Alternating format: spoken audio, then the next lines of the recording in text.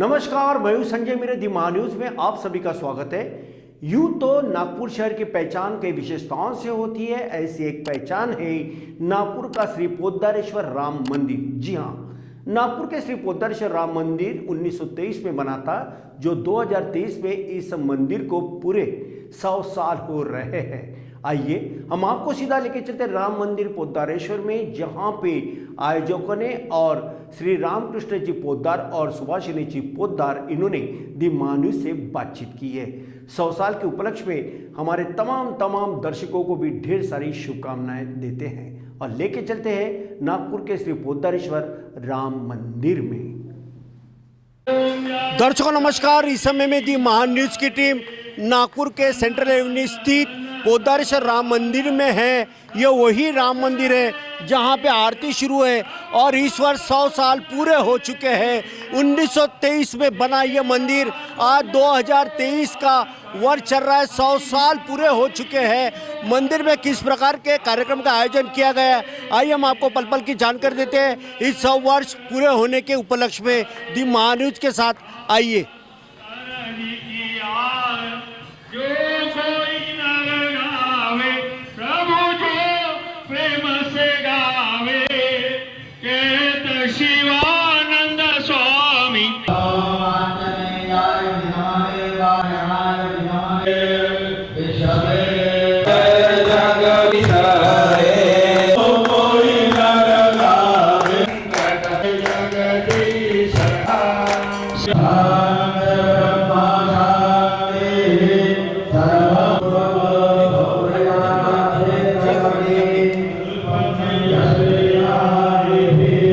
नमस्कार, इस समय में दी महान्यूज की टीम पोद्दारेश्वर राम मंदिर में हम आपको बता दें कि ये भारतवर्ष का एकमेव ऐसा मंदिर है जहाँ पे आस्था का यह केंद्र है। दूर दराज से कई श्रद्धालु आते हैं और यहाँ प्रभु श्री रामचंद्र जी के चरणों पे माथा टिकते हैं। और ऐसा नागपुर का यह ऐतिहासिक पोद्दारेश्वर राम मंदिर को आज 100 साल पूरे होने जा रहे हैं। 100 साल के उपलक्ष्य में कई विभिन्न कार्यक्रम का आयोजन भी यहाँ पे किया गया है। हम तमाम कार्यक्रम के बारे में आपको जरूर जानकारी देंगे, लेकिन दर्शकों इस समय हमारे साथ में सुभाषिनी जी पोद्दार जुड़ चुकी है, जो कि पुरातन इतना सारा ज़माना उन्होंने देखा है। आइए उनसे जानना चाहते, ये बताइए कि जिस तरह से आज 100 साल पूरे वर्ष हो चुके हैं, कैसा लग रहा है? 100 साल देखते देखते आपके आंखों के सामने से निकल के कितना बदलाव सा देखती हो आज इस मंदिर में? मेरे को तो बहुत ज़्यादा अच्छा लग रहा है। इतना अच्छा लग रहा है कि मेरे जीवन का सबसे बड़ा दिन है, सबसे बड़ा खुशी का दिन है। कैसा माहौल रहता था उस समय में? उस समय तो मैं थी नहीं, मगर 60 साल से तो मैं 62 साल से तो मैं भी देख रही हूँ। ठाकुर जी निरंतर उन्नति कर रहे हैं। ठाकुर जी का श्रृंगार भी उन्नति कर रहा है, ठाकुर जी के कार्यक्रम भी उन्नति कर रहे हैं, हर चीज़ उन्नति कर रहे हैं। बिल्कुल, ये बताइए कि श्री जमुनाधर जी पोद्दार हो या श्रीमती धनी देवी पोद्दार हो, इनका उस समय में जो एक सहयोग रहा है कितना बड़ा था? वो तो बहुत बड़ा था। हम लोग तो उस समय थे नहीं, मगर उनका तो पुण्य प्रताप से इतना बड़ा हुआ ही है। उनके पुण्य से ही सब इतना हो रहा है। बिल्कुल, उनके पुण्य से सब कुछ हो रहा है, ऐसा इनका मानना है। अब हम ये दोनों हमारे साथ में हैं। हमारे पीछे आप जो देख रहे हो मूर्ति, थोड़ा पहन करके बताइए सुभाष, ये जो मूर्तियां हैं ये श्री पोद्दारेश्वर राम मंदिर के प्रतिष्ठापक के जिन्हें कहा जाता है से श्री जमुनाधर जी पोद्दार और उनकी अर्धांगिनी श्रीमती धनी देवी जी पोद्दार, उनकी यह मूर्तियां हैं, यहाँ पे लगाई गई है। कितने वर्ष बीत चुके हैं और इनके जो पोती पोता जो थे वे आज हमारे साथ में यहाँ पे मौजूद है, उनसे भी जानना चाहेंगे। सर, बाबू जी कैसा लग रहा है आज 100 साल पूरे हो रहे? मैं शब्दों में व्यक्त नहीं कर सकता। मुझे लगता है मेरे भाग्य का आज बहुत बड़ा दिन है। आज इस आयु में 80 वर्ष से अधिक की आयु में भी मुझे ये अवसर देखने को मिला और ये सब उनकी पुण्याई है। उन्होंने यह मंदिर को एक अच्छी तरह से प्रतिष्ठापित किया, उसकी सारी सुंदर व्यवस्था की और एक ट्रस्ट बना दिया, उसकी सेवा हम करते हैं। आज 100 वर्ष के उपलक्ष्य में ये यहाँ पर देवताओं की प्रसन्नता के लिए यज्ञ हुआ, उसकी पूर्णाहुति हुई आनंद से। और शाम को इस उत्सव में राम झूला पर बहुत 31,000 दीपों से दीपोत्सव की भी तैयारी चल रही है और नागपुर की जनता ने दीपोत्सव को बहुत प्रतिसाद दिया। काफ़ी बड़ी संख्या में यहाँ मंदिर में दीपोत्सव देखने भाविक पधारे। आज संध्या को भी ये कार्यक्रम पुनः प्रसारित होगा। मंदिर की व्यवस्था जैसी भी हमसे अपने शरीर से बन सकती है, अच्छी से अच्छी ढंग से हम करते हैं। हमारे मंदिर के ट्रस्टी श्री सुरेश अग्रवाल जी भी यहाँ उपस्थित हैं। मैं उनको भी धन्यवाद देता हूँ। उनको आप चाहें तो बुला सकते हैं। मुझे ये बताइए कि उस ज़माने में जो था अंग्रेज़ों का शासन था, 1947 के बाद इस भारत देश को आज़ादी मिली, उससे पहले का ये मंदिर है। तो ये मंदिर की जो नींव रखी गई थी, किस आधार पर रखी गई थी, क्या सोचा था, क्या चल रहा था उस समय में आदरणीय श्री जमुनाधर जी बजाज पोद्दार इनके मन में? देखिए, जमुनाधर जी ने बहुत जीरो से अपना जीवन शुरू किया। सर टाटा ने जब यहाँ इम्प्रेस मिल स्थापित की, उस समय वे उनसे जुड़े और उनकी मेहनत से प्रसन्न होकर टाटा सेठ ने उन्हें एजेंसी दी और उससे जो संपत्ति उन्होंने कमाई, उससे उनकी इच्छा थी कि मैं कुछ ऐसा कार्य करूं, ऐसा जो जनता के लिए प्रेरणा का स्रोत बने। दुर्भाग्य से उनके युवा पुत्र का भी देहांत हो गया, एकमात्र पुत्र का। उसके पश्चात तो उन्होंने यह निश्चय कर लिया कि मुझे अब इस संसार से विरक्ति जैसी हो गई है। मैं यहाँ एक देवालय स्थापित करूँगा जो लोगों को प्रेरणा देगा।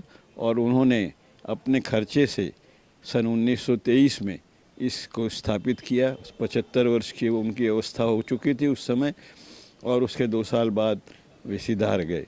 परंतु उनकी दी हुई ये स्मृति आज भी नागपुर की आध्यात्मिक चेतना का केंद्र बना हुआ है। बिल्कुल। आपका शुभ नाम? मेरा नाम रामकृष्ण पोद्दार।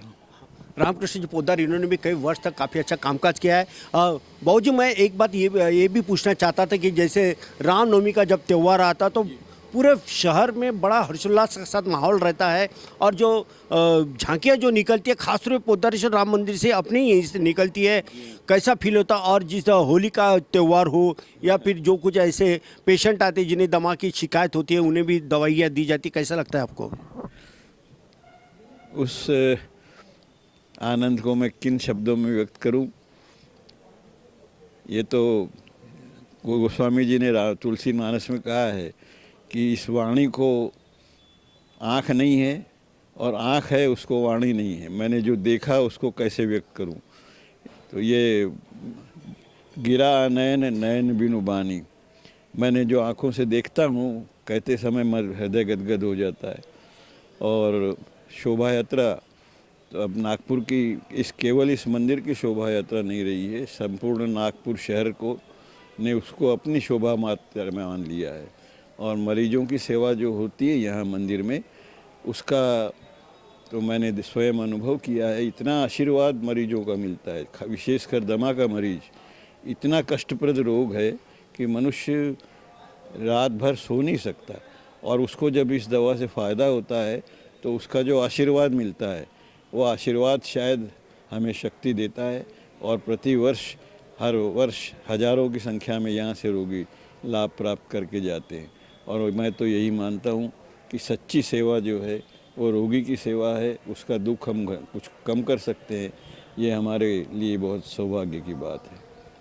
तो आप थे रामकृष्ण जी पोद्दार, जिन्होंने बखबर बेबा के साथ बात करते हुए ये बताया कि किस तरह से यहाँ पे दमा की दवाई दी जाती है और जो रामनवमी का जब त्यौहार आता है तो हर्षोल्लास के साथ लोग मनाते हैं। इतनी भीड़ रहती है इस मंदिर के प्रांगण में कि यहाँ पाँव रखने के लिए जगह भी नहीं होती और पूरे शहर में एक आनंद सा होता है। सुबह से ही हरि कीर्तन और पाठ यहाँ पे शुरू रहता है और लोग मंत्रोच्चार और मंत्र जयघोष के नारों से पूरा परिसर गूंज उठता है, पूरा परिसर सराबोर हो उठता है। और यही महिमा है प्रभु श्री रामचंद्र जी की, जो 1923 में आदरणीय जमुनाधर जी पोद्दार इनके हाथों यह मूर्ति स्थापित की गई थी, जिन्हें आज देखते ही देखते समय बदलता गया।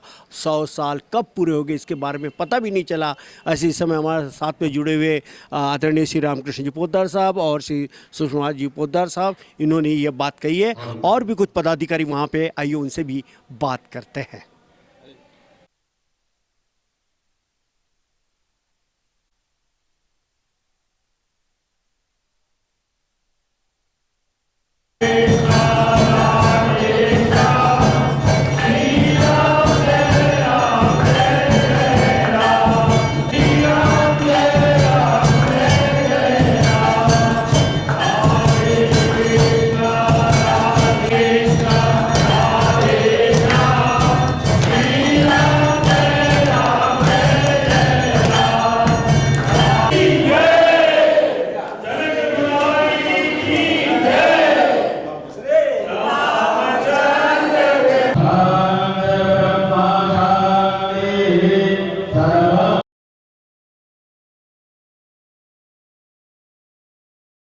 दर्शकों, हमने श्री रामकृष्ण जी पोद्दार साहब से भी बात किया। उन्होंने अपने अनुभव को बताते हुए बताया कि किस तरह से ये मंदिर का निर्माण हुआ और मंदिर बनाने के बाद में लोगों का तांता कैसे लगा, लोग कैसे जुड़ते गए, कारवां कैसे बनते गया, प्रभु श्री रामचंद्र जी के चरणों पे लोग कैसे आ रहे हैं।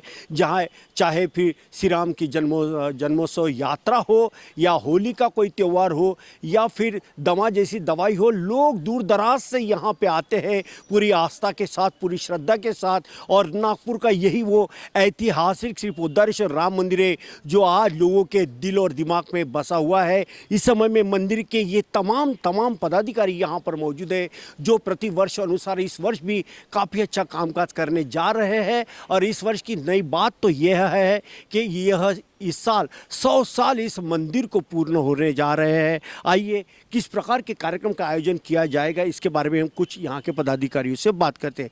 सर, आप बताइए सर, कैसा महसूस कर रहे हो, क्योंकि कई वर्षों तक आपने काफ़ी कामकाज किया, 100 वर्ष पूर्ण होते हुए आ रहे, कैसा लग रहा है आपको? हमारे लिए ही नहीं, ये पूरी नागपुर नगरी और देश के लिए गौरव का विषय है कि श्री पोद्दारेश्वर राम मंदिर को 100 वर्ष पूर्ण हो रहे हैं। और पोद्दारेश्वर राम मंदिर की विशेषता ये रही है कि यहाँ से निकलने वाली शोभा यात्रा देश की सबसे बड़ी शोभा यात्रा मानी जाती है। और यहाँ की विशेषता ये है कि हमने हर धर्म को, हर समाज को यहाँ जोड़ा है। पोद्दारेश्वर राम मंदिर की विशेषता है कि यहाँ जो प्रभु की शोभा यात्रा निकलने से पहले प्रथम पूजन होता है वह सम्मानित महापौर के हाथ से होता है, चाहे वो किसी भी धर्म जाति का हो, प्रथम पूजन उनके हाथ से होगा। ये एक पूरी नागपुर नगरी का जो एक विशेष गौरव है सर्वधर्म समभाव का, उसमें बहुत बड़ा योगदान श्री पोद्दारेश्वर राम मंदिर का है।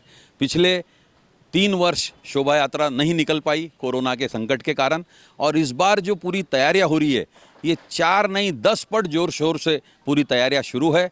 आने वाली 30 तारीख को श्री राम जन्मोत्सव है और उस उपलक्ष्य में जो शोभा यात्रा यहाँ से निकल रही है, वाकई इस बार की शोभा यात्रा अद्भुत रहेगी।